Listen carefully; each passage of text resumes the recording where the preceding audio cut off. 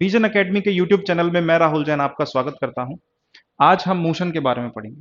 सबसे पहले हम जानेंगे कि मोशन क्या होता है, इस टर्म को डिफाइन करेंगे, what is the meaning of motion in physics, और उसके बाद हम आगे बढ़ते चले जाएंगे। एक बात और, क्योंकि हम अभी चैप्टर को की शुरुआत कर रहे हैं, ये उस बिल्डिंग की नींव की तरह है जो अगर कच्ची रह जाए तो थोड़ा भी भूकंप आए तो प्रॉब्लम हो सकती है। इसी तरह से अगर ये कॉन्सेप्ट, शुरुआती कॉन्सेप्ट अगर हमारे वीक रह जाते हैं, तो अगर थोड़ा सा भी टिपिकल क्वेश्चन आता है, कुछ चेंजेस करके आपको दे दिया जाए, तो हो सकता है कि आप एग्जाम में उसे सॉल्व ना कर पाए या आपके दिमाग में कंफ्यूजन रह जाए।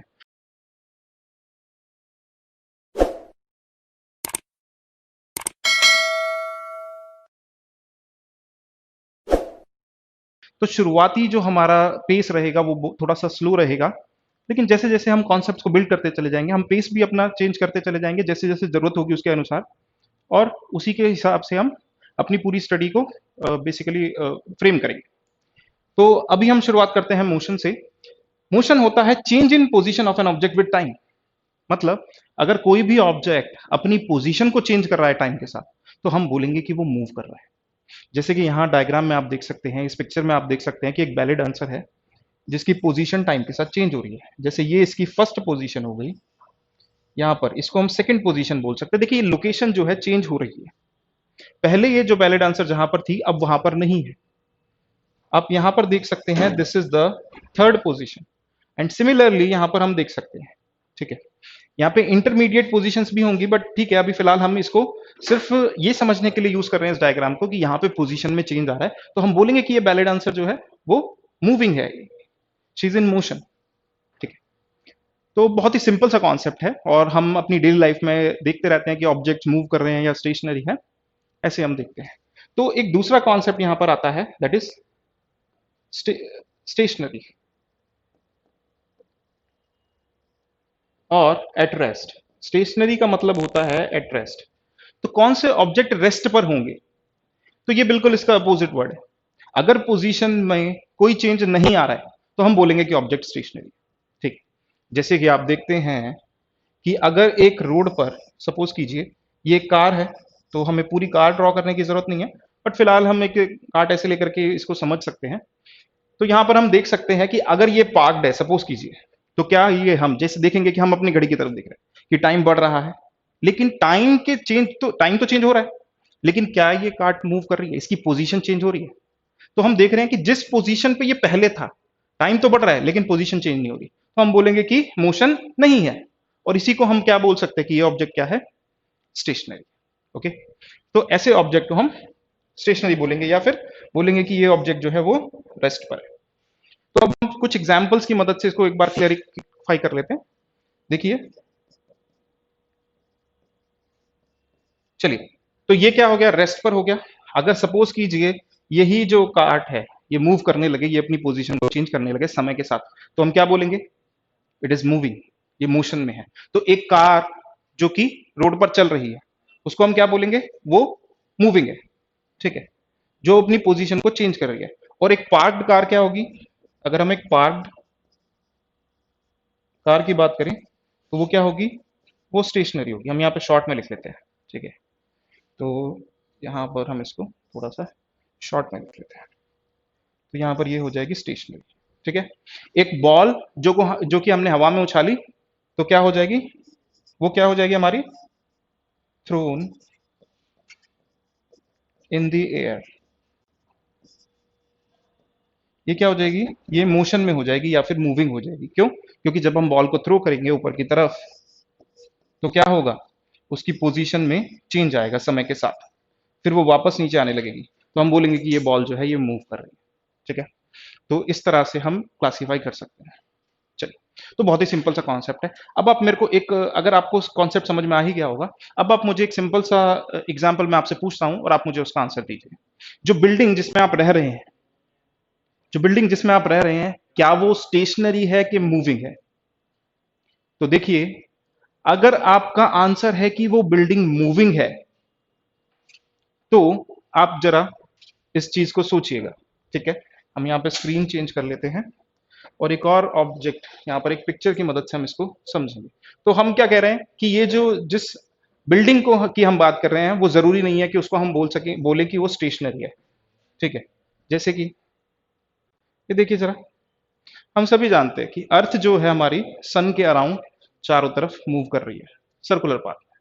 ओके, अगर अर्थ स्टेशनरी नहीं है तो इसके ऊपर बिल्ट एक बिल्डिंग कैसे स्टेशनरी हो सकती है? जब पूरी की पूरी अर्थ मूव कर रही है तो वो कैसे स्टेशनरी हो सकती है? और अभी हमने एक एग्जांपल लिया कि एक कार जो कि पार्क्ड है उसको हमने बोला कि वो स्टेशनरी है क्योंकि वो पोजीशन को चेंज नहीं कर रही है। लेकिन देखा जाए, अगर इस पर्सपेक्टिव से देखा जाए, तो ये जो क्योंकि अर्थ मूव कर रही है तो वो कार भी तो मूव कर रही है, तो उसकी पोजीशन भी चेंज हो रही है। ओके, तो अब हम क्या कहें कि ये जो पार्क्ड कार थी या जो बिल्डिंग जिसकी हम बात कर रहे हैं वो स्टेशनरी है कि मूविंग है? और अगर हम इस तरह से बोलते हैं तो क्या कोई ऑब्जेक्ट स्टेशनरी है? ये बात हमारे दिमाग में आती है। ठीक है, तो इस तरह से तो कोई भी ऑब्जेक्ट स्टेशनरी है ही नहीं। ओके, तो यहां पर मैं एक टर्म लिख रहा हूं, उसका मीनिंग भी हम डिफाइन करेंगे और आप इसको जरा समझिए। Absolute rest. तो क्या किसी ऑब्जेक्ट का एब्सोल्यूट रेस्ट को डिफाइन किया जा सकता है या बताया जा सकता है कि एब्सोल्यूटली ये चीज रेस्ट पर ही है? तो ऐसा तो नहीं कहा जा सकता, क्योंकि कोई भी ऑब्जेक्ट जब आप देखेंगे तो उसकी पोजीशन अगर किसी और पर्सपेक्टिव से देखेंगे तो हो सकता है आपको वो मूविंग नजर आए। इसलिए एब्सोल्यूट यानी एग्जैक्टली किसी ऑब्जेक्ट को रेस्ट पर नहीं बोला जा सकता। ओके, नेक्स्ट चीज है हमारे पास मोशन। अब मोशन क्या है? जब हम मोशन को स्टडी कर रहे हैं, जैसे कि एग्जाम्पल के लिए हम इस अर्थ के मोशन को स्टडी कर रहे हैं, तो मोशन को स्टडी करने का मीनिंग क्या है? मोशन को स्टडी करने का मीनिंग ये है और उसको समझने का मीनिंग ये है कि हम इसके बारे में प्रिडिक्ट कर सके, हम बता सके कि मोशन कैसे हो रहा है, कैसे इसका मोशन किस तरह का है अर्थ का, कि मतलब हम बता सकें कि 10 दिन के बाद अर्थ अपनी पोजीशन से कहां पर आ जाएगी, कितने टाइम में कहां पर आ जाएगी, और जब यह यहां पर आएगी तो उसकी जो पोजीशन है वो बेसिकली क्या होगी, साथ ही साथ उसकी वेलोसिटी क्या होगी, एक्सेलरेशन क्या होगी, वो सब बातें, तमाम बातें हम कर सके। देखिए ये जो टर्म्स हम यहाँ पे यूज कर रहे हैं, वेलोसिटी, एक्सेलरेशन, स्पीड वगैरह, ये सब हम 9th क्लास में पढ़ चुके हैं, हमें फिर से यहाँ पे पढ़ना होगा। लेकिन अभी फिलहाल हम थोड़ा सा इसको यूज कर सकते हैं कॉन्सेप्ट को समझने के लिए, अपनी बेहतर समझ के लिए इसको। तो यहां पर देखिए, मोशन को समझने का मतलब यह है कि आप प्रिडिक्ट कर सके, आप बता सके कि इसका मोशन किस तरह से रहेगा, बिना इसके एक्चुअली हुए हम बता सकते हैं। जैसे कि हम बोलते हैं ना कि 365 दिन और 4 घंटे जो अर्थ होगी वो क्या करेगी, 365 दिन और 6 घंटे में अर्थ जो होगी वो एक चक्कर पूरा कंप्लीट कर लेगी। इस समय में अर्थ यहां पर होगी, ये सब चीजें हम बता सकते हैं। तो मोशन को बताने का मतलब यही है कि इन सब चीजों को हम बता सके, डिस्कस कर सके, समझ सके, प्रिडिक्ट कर सके। तो अब हम बात करते हैं, देखिए रेस्ट की तो हमने बात कर ली कि एब्सोल्यूट रेस्ट तो कुछ होता ही नहीं है, ठीक है, ना ही हम बता सकते हैं कि कोई ऑब्जेक्ट बिल्कुल रेस्ट पर होगा ही 100%। लेकिन अब हम बात करते हैं एब्सोल्यूट मोशन की। क्या वो भी हम बता सकते हैं या ये भी पॉसिबल नहीं है? एब्सोल्यूट मोशन का मतलब, सपोज कीजिए जो बिल्डिंग जिसको अभी हमने थोड़ी देर पहले स्टेशनरी बोला था, अब हम उसकी स्पीड को बताना चाहते हैं। अगर हम उसकी स्पीड को करेक्टली डिफाइन कर सकते हैं तो हम बोलेंगे क्या कि इस ऑब्जेक्ट की स्पीड इतनी है, और हम इसके मोशन को डिफाइन कर सकते हैं, इसकी वेलोसिटी बता सकते हैं, एक्सेलरेशन बता सकते हैं, सब कुछ हम इसके बारे में बता सकते हैं। तो एब्सोल्यूट मोशन जो है यानी एग्जैक्ट मोशन जो है किसी बॉडी का, हम प्रिडिक्ट कर सकते हैं। लेकिन अब ट्राई करते हैं, देखिए, तो सपोज कीजिए अर्थ जो है वो अपने एक्सिस पे रोटेट कर रही है, तो हमने वो जो वेलोसिटी है इस बिल्डिंग की वेलोसिटी में इंक्लूड कर ली। साथ ही साथ ये जो अर्थ है ये चारों तरफ मूव कर रही है सन के, तो हमने वो वेलोसिटी भी इंक्लूड कर ली। अब दोनों वेलोसिटीज को मिला करके क्या हमें वेलोसिटी ऑफ बिल्डिंग मिल गई है? क्या हमें पता चल गया है कि बिल्डिंग की कितनी स्पीड से, कितनी गति से मूव कर रही है? तो इसका आंसर है नो। व्हाई? क्योंकि हमारा सन भी तो मूव कर रहा है ना हमारी गैलेक्सी में, जो हमारी मिल्की वे गैलेक्सी है उसमें हमारा सन भी मूव कर रहा है, इसकी अपनी भी कुछ स्पीड है। तो फिर क्वेश्चन आता है कि चलिए इसको भी जोड़ लेते हैं इसी के अंदर, इसी स्पीड के अंदर। तो अगर हम इसको इसके अंदर जोड़ लें तो अब क्या हम बिल्डिंग की करेक्ट स्पीड बता सकते हैं? तो answer is again no. Exact speed हम तब भी नहीं बता सकते। क्यों? क्योंकि हमारी जो मिल्की वे गैलेक्सी है वो भी तो हमारे ब्रह्मांड में, यूनिवर्स में मूव कर रही है, शूट कर रही है, ठीक है। तो वो स्पीड भी अगर हम जोड़ लें, लेकिन हमें पता नहीं है ऐसे कितने मोशंस जो है यहाँ पे एक्यूमुलेटेड है और एग्जैक्टली स्पीड क्या होगी। और जब हम ये नहीं बता सकते तो क्या हम एब्सोल्यूट एग्जैक्ट मोशन की बात कर सकते हैं? क्या हम उसको समझ सकते हैं? क्या हम उसको डिस्कस कर सकते हैं? तो ये भी हमारे लिए मुमकिन नहीं है। तो इसका मतलब यहां पर हमें समझ में आता है कि एब्सोल्यूट रेस्ट और एब्सोल्यूट मोशन तो कुछ होता ही नहीं है, उसको तो हम डिफाइन ही नहीं कर सकते, समझ ही नहीं सकते, बता ही नहीं सकते कि ये ऑब्जेक्ट एब्सोल्यूट रेस्ट पर है, ठीक है। तो आगे हम कुछ एग्जांपल देखेंगे, जब हम रिलेटिव वेलोसिटी पढ़ेंगे तो हम एक दो इंटरेस्टिंग एग्जांपल देखेंगे जहां पर आपको आप खुद कहोगे कि हम नहीं समझ पा रहे कि हम मूव कर रहे हैं कि हम स्टेशनरी है। ओके, तो ये पॉसिबल नहीं है एग्जैक्टली डिफाइन करना इस कॉन्सेप्ट को। तो इसका मतलब क्या, हम मोशन स्टडी नहीं करते हैं? मोशन तो हम स्टडी करते हैं, लेकिन अब जो स्टडी हम करते हैं ये होती है रिलेटिव स्टडी। देखिए, इस कॉन्सेप्ट को जानना बहुत जरूरी है, क्योंकि आपने मोशन के सारे कॉन्सेप्ट पढ़ लिए लेकिन आपको यही नहीं पता है कि आप मोशन को एग्जैक्टली डिफाइन नहीं कर सकते हैं, ये आप किसी के रिस्पेक्ट में डिफाइन कर रहे हैं। तो आपको वो चीज पता ही नहीं है और पूरा टाइम निकल गया आपका उसमें, तो वहां पे आप कहीं ना कहीं फंसोगे। तो यहां पर हम क्या करते हैं, फिर किसी चीज के रिस्पेक्ट में या रेफरेंस एक हम चूज करते हैं और उस रेफरेंस की मदद से हम मोशन को डिफाइन करते हैं। ठीक है, रेफरेंस की मदद से। रेफरेंस क्या है? रेफरेंस हो जैसे कि आपने अभी थोड़ी देर पहले बोला कि एक कार जो पार्क थी वो स्टेशनरी है, एक बिल्डिंग जो आपने देखी वो स्टेशनरी है, और एक कार जो मूव कर रही थी, चल रही थी, आपने उसको बोला कि वो मूविंग है। एक बार वापस से इसको एग्जाम्पल को कंसिडर करते हैं। तो यहां पर देखिए, आपके नजरिए से तो ये जो कार्ट था, ठीक है, ये पोजीशन चेंज नहीं कर रहा है ना, अगर ये पार्क्ड है तो बताइए। अगर सिर्फ आपके नजरिए की बात करें, आपके नजरिए से देखा जाए, तो ये कार्ट तो स्टेशनरी है ना, ये थोड़ी कि अपनी पोजीशन को चेंज कर रहा है। तो हम ये बोल सकते हैं कि आपके नजरिए से देखा जाए या आपके रेफरेंस में देखा जाए तो ये कार क्या है? स्टेशनरी है। हम वैसे इसको स्टेशनरी नहीं बोलेंगे, लेकिन हम ये बोल सकते हैं कि आपके पॉइंट ऑफ व्यू से देखा जाए या आपके नजरिए से देखा जाए तो ये स्टेशनरी है। ठीक है, साथ ही साथ दूसरी एक और यहां पे कार पार्क्ड है, सपोज कीजिए,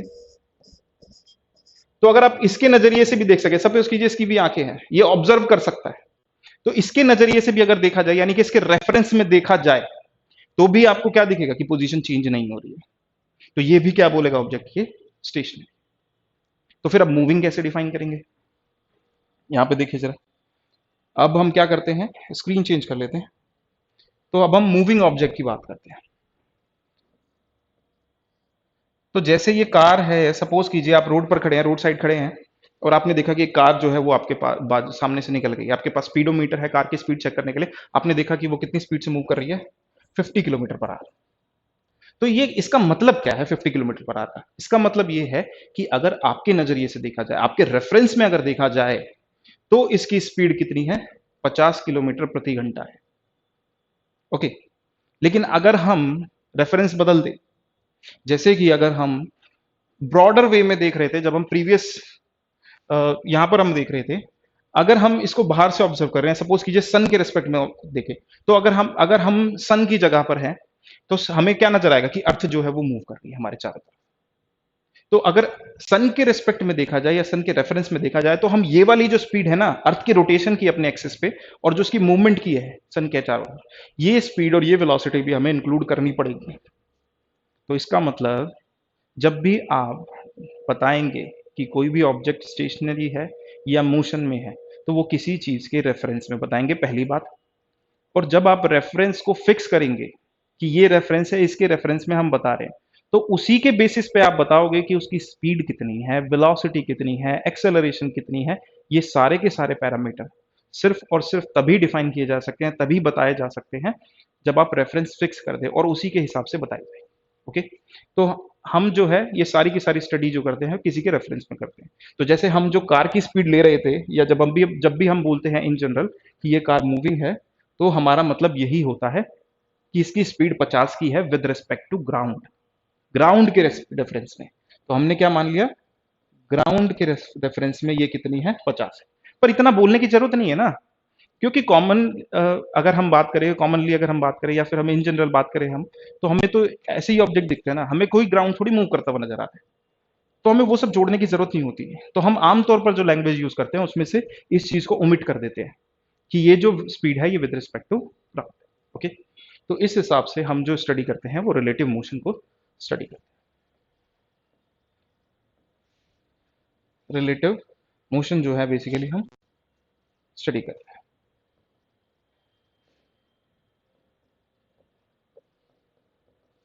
ओके, और रिलेटिव मोशन को स्टडी करने के लिए हमें पता चल गया है कि हमें क्या चाहिए, एक रेफरेंस चाहिए, और इस रेफरेंस के रेस्पेक्ट में ही हम हमारा पूरा जो मोशन होगा वो डिफाइन।